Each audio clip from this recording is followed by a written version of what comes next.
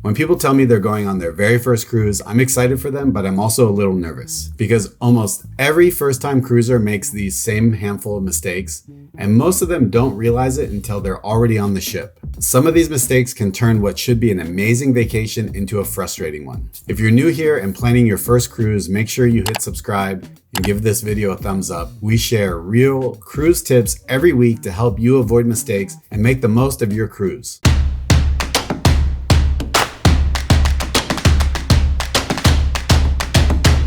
Mistake number one is thinking all cruises are basically the same. One of the biggest misconceptions about cruising is thinking that a cruise is just a cruise. It's not. Cruises can feel completely different depending on where you go and what kind of sailing you choose. A first cruise packed with too many sea days or limited ports can make that cruise feel long, slow, and repetitive. Sea days are not for everyone. That's why first-time cruisers are usually better off choosing well-established cruise regions where everything runs smoothly and the ports are set up for cruise passengers. The Caribbean, the Mediterranean, and Alaska are great examples and tend to keep first-time cruisers engaged from start to finish. Mistake number two is picking a cruise line that doesn't match your vibe. This is where a lot of people go wrong. They choose a cruise line without thinking about who that cruise is actually designed for. Some cruise lines feel like floating resorts. Others are quiet, formal, or focus on lectures and enrichment. Neither is better, but the wrong one for you can absolutely ruin your trip. And not all cruise lines feel the same, and this is something first-time cruisers often underestimate. For example, Carnival Cruise Line, Holland America, and Princess Cruises may all be owned by the same parent company, but the onboard experience is completely different on each cruise line. I've cruised with Holland America and really enjoyed those destinations and the pace of that cruise, but it's not a cruise line I'd recommend for a younger family with kids. Understanding what each cruise line is designed for, whether it's families, couples, or a quieter experience, makes a huge difference in how you enjoy your cruise. Quick reminder, if cruising is new to you and you want honest advice without the fluff, hit the subscribe button. It really helps the channel and helps us keep putting these guides together. Mistake number three, letting the cruise line pick your cabin. You'll often hear people say, you won't be in your cabin very often, so it doesn't matter. That advice sounds good until you're woken up every morning by noise you didn't expect. Cabin location matters a lot. If you can, choose a cabin that's surrounded by other cabins on all sides, especially above you. Being directly below a dance floor or another busy area of the ship can get rather noisy. Years ago, I remember being on a cabin right below the buffet, and every time someone dragged a chair across the floor, you could hear it loud and clear. It's one of the easiest ways to avoid unnecessary noise and disruptions, so definitely keep that in mind when you're booking your cruise. Mistake number four is understanding the real cost of a cruise. Another huge mistake first-time cruisers make is assuming the cruise fare is the total cost, and it's not. For many people, the money you spend after you board the ship can come surprisingly close or even match what you paid for the cruise itself. That's because there are quite a few extras that aren't included in the base fare, and they can add up quickly if you're not expecting them. And this doesn't mean cruising isn't a great value, it just means you need to budget beyond the advertised price.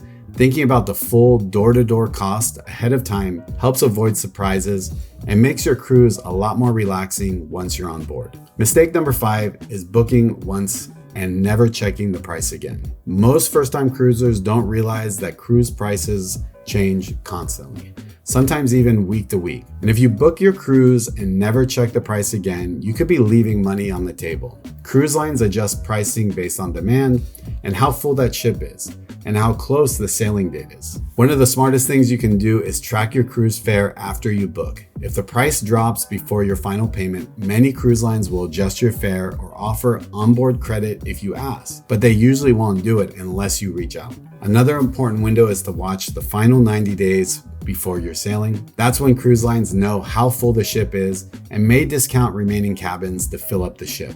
Even if you don't get cash back, you might be able to upgrade your cabin or pick some extra perks. For example, when Erika and I cruised before we had kids, some of the best deals we had came within that 90-day window. Now that we're cruising as a family and often need a cabin for 5 or multiple cabins, last-minute deals aren't always realistic. but it's still something to keep in mind, especially when you're planning and booking your cruise. Mistake number 6 is trying to do it all in port on day one. It's tempting to go fully independent and explore ports on your own if it's your first cruise, especially if you're an experienced traveler and comfortable navigating new places. But cruise ports work very differently than land travel, and that's something a lot of first-time cruisers don't realize until they're already in port. Cruise ships operate on ship time, not local time, and getting that wrong can put you behind schedule very quickly. On top of that, if you're delayed on a private tour or exploring on your own, the ship is not required to wait for you. For your first cruise, booking a cruise line sponsored excursion can remove a lot of the stress. If an excursion runs late, the ship will wait, and the cruise line is responsible for getting you back on board. Once you've done a few cruises and understand how port days work, going independent and exploring on your own is a great option. But that first sailing, having that built-in buffer and peace of mind can make the experience far more enjoyable. But remember, there's no requirements to book excursions through the cruise line. Explore options before you set sail. Mistake number 7, not realizing how much flexibility you give up. When you book a cruise, you're agreeing to the contract, and most people never read it. That contract gives cruise lines a lot of flexibility, including the ability to change ports, cancel stops, adjust itineraries, and enforce strict cancellation rules. While those changes don't happen on every cruise, they can happen, and it often catches first-time cruisers off guard. For example, a port might be skipped due to weather, mechanical issues, or safety concerns, and in many cases, the cruise line isn't required to offer compensation or refunds for those changes. A few years ago during Hurricane Irma, we had a cruise scheduled to leave out of Miami, and we were flying from San Diego and had to decide whether to travel without knowing if the cruise would actually sail. Our family thought we were crazy, but the cruise line wasn't required to announce any changes until the storm's path became more clear. As you recall, Irma could have easily shifted east, the ship could have sailed as planned, and we would have been stuck back home in San Diego, missing the cruise entirely and losing our money. In our case, the cruise was eventually shortened from an 8-day to a 5-day cruise, but in the fine print, that allowed the cruise line to wait until the last minute to make that call. It was an extreme situation that rarely happens, but it really highlights why understanding the cruise contract matters more than most people realize. Tip number 8, the cruise length matters more than you think. Another factor that has a huge impact on your cruise experience is the length of the sailing. Short cruises, especially 3 to 5 days, tend to feel more energetic. They're more of a party-focused vibe, while longer cruises, typically 8 or 9 days and beyond, often attract an older demographic, simply because fewer people can take that much time off work. Neither option is better or worse, but knowing that in advance and the experience can feel very different. And that's why cruise length is something you should absolutely consider when you're choosing your first cruise. Tip number 9, ship size can shape your entire experience. The ship size is another detail that can make a big difference, especially on your first cruise. The newest mega ships are packed with activities, entertainment, and dining options, which can feel exciting, but they can also feel overwhelming, especially if you've never cruised before.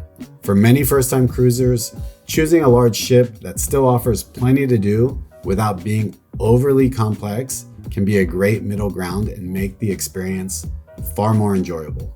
So with that, your first cruise can be incredible or a little overwhelming, and a lot of that comes down to avoiding these common mistakes. If this video helped you, please hit the subscribe button and give it a like. It tells YouTube this content is useful and helps more first-time cruisers find it. And if you have questions about your upcoming cruise, drop them in the comments below, and be sure to check out our most popular items we love to cruise with, which I'll link below. Thank you again for watching this video, and we'll see you on the next one.